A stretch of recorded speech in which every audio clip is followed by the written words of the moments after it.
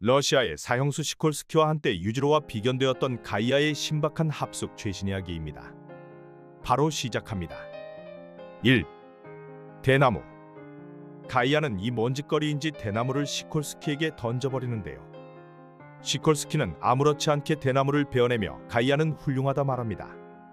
시콜스키가 이 먼지거리냐 말하자 가이아는 이르래야 밥을 먹을 수 있다 말하는데요. 집주인 할머니는 두 사람에게 준비가 됐냐 말하고 대나무에 소바를 놓기 시작합니다. 시콜스키는 소바를 잡으려 하나 놓치고 가이아가 먹어버리는데요.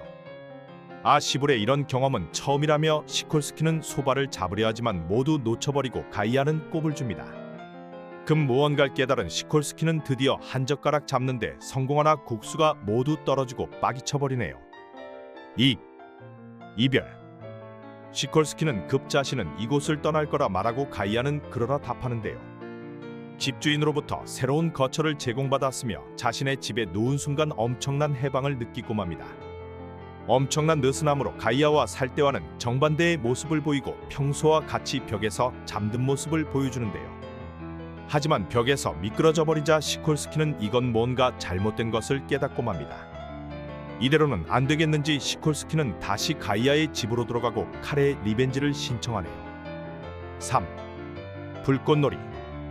불꽃놀이 시간이 다가왔으나 관리자는 폭죽이 사라진 걸 알게 되었는데요. 한 소년이 불꽃놀이 물품을 훔쳐갔으며 불을 붙이는 모습을 보입니다. 가이아는 장난은 여기까지라며 하늘로 불꽃을 던져버리는데요. 가이아 덕에 불꽃놀이는 성공적으로 마무리되었습니다. 폭죽을 훔쳐간 소년은 관리자의 아들이었으며 아빠가 바쁘자 관심을 끌려고 이런 개망나니 짓을 한 것이었는데요. 개패드 뵐 줄 알았으나 아이를 이해하는 모습을 보여주고 가이아는 축제로 돌아와 시콜스키와 금붕어 건지기를 시작합니다. 훈훈하네요. 4. 교육. 중2병 나이의 모리코타로는 쓰레기통에 축구공을 버리자 가이아는 오늘은 캔과 병을 버리는 날이라며 공을 돌려주는데요. 쿄타로는 이제 공이 필요 없다 말하고 물어보지 않았는데 자신의 과거를 굳이 알려주기 시작합니다. 뭐 결국 이사와서 에이스에서 개털리는 후보로 전락했다 하자 시콜스키는 급조개기 시작하는데요. 패배자에게는 서륙이라는 특권이 있다는 쌉소리와 함께 승리의 갈망을 놓친 이놈은 우스꽝스럽다 말합니다. 중2병 코타로가 슛을 날려버리자 시콜스키는 드롭킥을 세려버리는데요. 방금 그 분노를 잊지 말라 시콜스키가 말하고 코타로는 다시 삶의 의미를 찾은 모습을 보여줍니다. 5. 천직. 사기꾼이 천직이라는 시모다 타이치는 배를 누르는데요.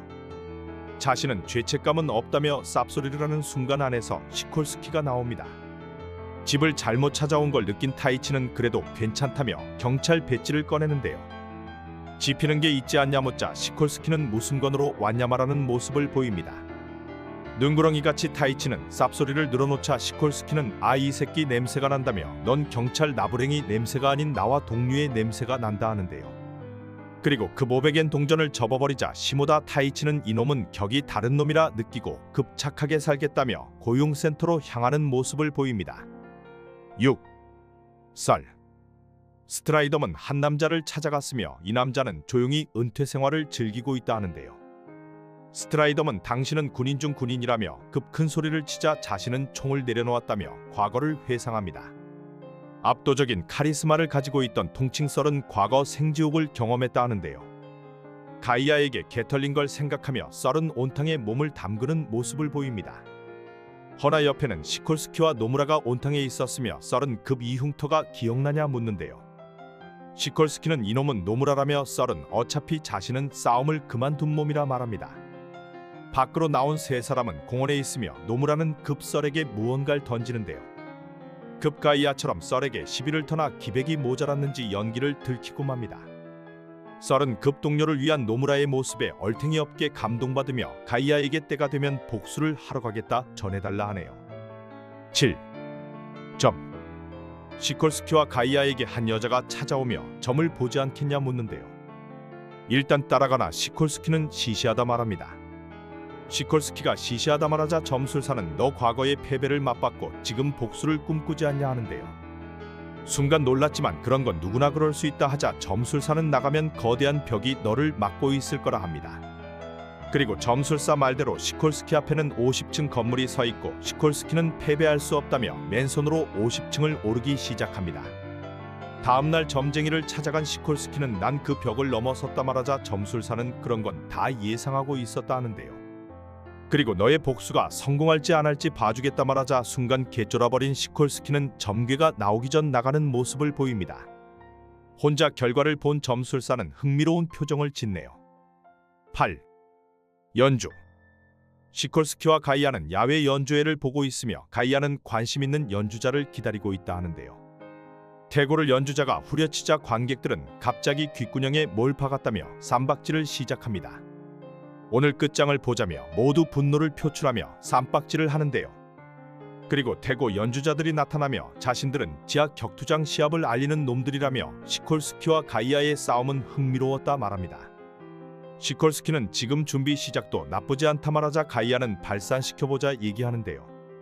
그리고 오락실에서 태고 게임을 하는 모습을 보여줍니다. 9. 길빵. 모토베는 가이아와 시콜스키와 동행하며 길빵을 시전하는데요. 한 여인이 개념을 똥쳐 말아먹었냐며 모토베에게 한 소리를 시작합니다. 모토베는 아실레했다 말하고 이 여인은 근처에서 젊은 것들에게 주의를 주었더니 개진상을 피웠다 하소연을 하는데요. 그리고 자신은 남편을 잊지 않으려 남편이 자주 피던 담배를 피고 있다 말합니다. 이렇게 말할 사이까지는 아닌 것 같으나 얘기를 듣던 모토베는 개진상을 피웠던 젊은이들을 찾아 나서는데요. 모토베를 보고 시비를 털며 불 좀 빌려달라 하자 모토베는 제대로 불을 붙여줍니다.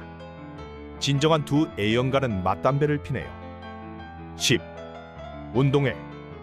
운동회에 온 가이아와 시콜스키는 휴지를 보고 있는데요. 보호자들의 줄다리기가 시작되자 가이아는 사라진 모습을 보입니다. 적팀의 가이아 뒤통수가 보이자 시콜스키는 자연스레 백팀으로 향하는데요. 적팀에는 먼 깡패 새끼들이 모여있으며 백팀에는 약골들이 모여있는 모습을 보입니다. 적팀 아이가 슈즈에게 꼽을 주자 백팀에는 시콜스키 혼자 등장을 하였는데요. 두 손가락으로 줄을 잡은 시콜스키는 이것은 리벤지의 기회라며 적팀을 날려버립니다.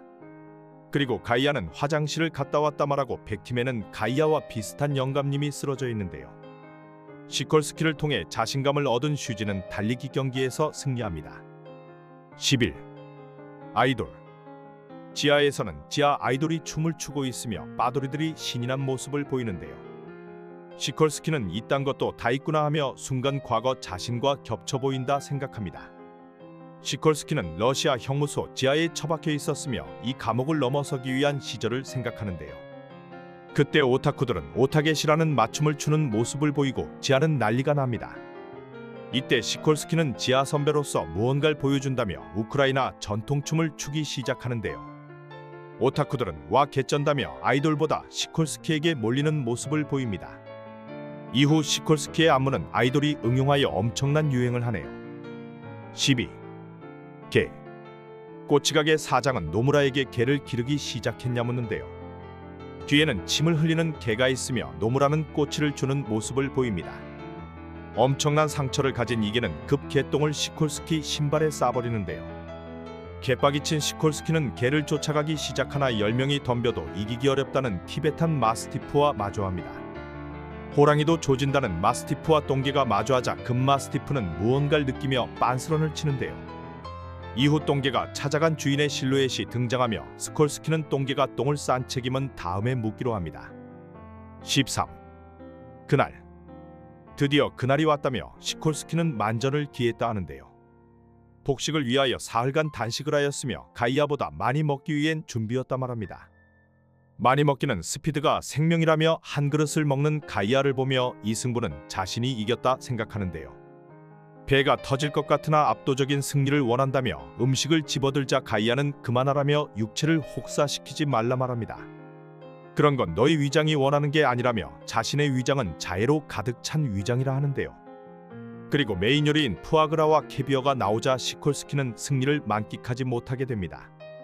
14. 뭐해? 가이아는 몇 시간 동안 눈을 감고 앉아있으며 시콜스키는 뭐지 싶었는지 뭐하냐 묻는데요. 아무것도 하지 않는 뇌 트레이닝이라며 가이아는 너도 한번 해보라 말합니다.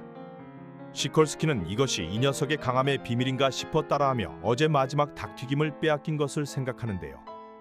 계속 리벤지만 생각이 나서인지 시콜스키는 드디어 마음을 먹고 가이아를 공격하려 합니다. 하지만 다리가 저려 도계자를 처박네요. 15. 지옥철. 지하철의 강철 같은 전사들이 모습을 비추며 시콜스키도 여기에 합류하는데요. 이것이 일본인들의 강인한 인내심의 이유인지 생각하며 이 거친 파도를 이겨내보겠다 생각합니다. 그 무렵 가이아는 일본 돼지 사이에 껴있으나 웃는 모습을 보여주는데요. 가이아는 돼지들을 이용하여 공중부양을 하고 있으며 그들의 지방이 쿠션 역할을 해주고 있다 합니다. 그리고 급 스모돼지들을 이용하여 빈자리까지 차지하게 되는데요. 내릴 차례가 되었으나 시콜스키는 인파에 떠밀려 다시 지옥철로 밀려 들어가고 가이아는 여유 있게 내리는 모습을 보여줍니다. 16. 병신. 나는 병신이라며 한 사내가 뛰어오는데요. 카나메 히데요시는 과거 바키를 혼내주려 한 일진 중 하나였으며 과거 자신의 선배들을 불렀으나 바키에게 개털린 뒤 울분의 화살을 맞고 있었습니다. 히데요시에게 선배는 가서 먹을 거를 사오라 말하자 빤스런을 치고 있었으나 급 시콜스키와 가이아를 만나게 되는데요. 시콜스키의 스토리를 알고 있었던 히데요시는 급 두 사람의 대화를 듣고 자신의 행동에 부끄러움을 느끼게 됩니다. 그리고 다시 자신의 선배들에게 다가가며 날 뭐로 보지 말라 하는데요. 그리고 자신은 훗날 한마바퀴도 조지겠다 말하며 선배에게 덤벼듭니다. 시콜스키와 가이아는 계단에서 가위바위보를 하며 게임을 하고 있네요. 감사합니다.